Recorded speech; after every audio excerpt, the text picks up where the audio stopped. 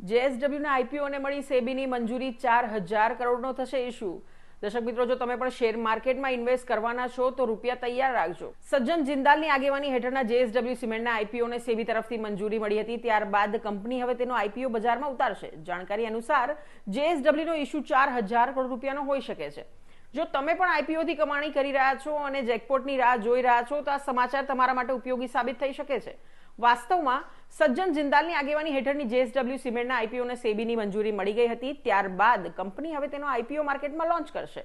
જાણકારી અનુસાર જેએસડબલ્યુનો ઇશ્યુ 4000 કરોડ રૂપિયાનો હોઈ શકે છે। કંપનીએ હજુ સુધી આઈપીઓ ખોલવાની તારીખો જાહેર કરી નથી। મની કંટ્રોલના રિપોર્ટ અનુસાર કંપનીને માર્કેટ રેગ્યુલેટર તરફથી આઈપીઓ માટે લીલી ઝંડી મળી ગઈ છે, પરંતુ આઈપીઓ લોન્ચ કરવાની તારીખ અંગેનો નિર્ણય રોકાણકારોના રોડ શો અને અન્ય પરિબળોના આધારે લેવામાં આવશે। અહેવાલ અનુસાર જેએસડબલ્યુ સિમેન્ટનો ઇશ્યુ ₹2000 કરોડના નવા ઇક્વિટી શેર અને હાલના શેરધારકો દ્વારા ₹2000 કરોડના મૂલ્યની ઓફર ફોર સેલ ઇશ્યુનું સંયોજન હોઈ શકે છે। ઓગસ્ટ 2021માં નુવોકો વિસ્ટાના ₹5000 કરોડના આઈપીઓ પછી જેએસડબલ્યુ સિમેન્ટનો આઈપીઓ પ્રથમ મોટો આઈપીઓ હશે।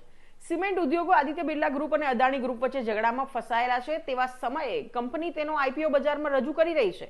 આ સિવાય કંપનીની એન્ટ્રી એવા સમય થઈ રહી છે જ્યારે સિમેન્ટ સેક્ટરમાં મર્જર અને એક્વિઝિશનને લઈને તીવ્ર સ્પર્ધા ચાલી રહી છે।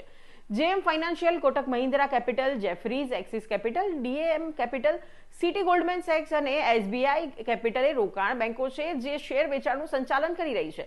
જેએસડબલ્યુ સિમેન્ટ તેની કંપની ગ્રીન સિમેન્ટ પ્રોડક્ટ હોવાનો દાવો કરે છે। 2009માં દક્ષિણ ભારતમાં કામગીરી શરૂ કરનાર જેએસડબલ્યુ સિમેન્ટના આજે દેશમાં 7 પ્લાન્ટ છે।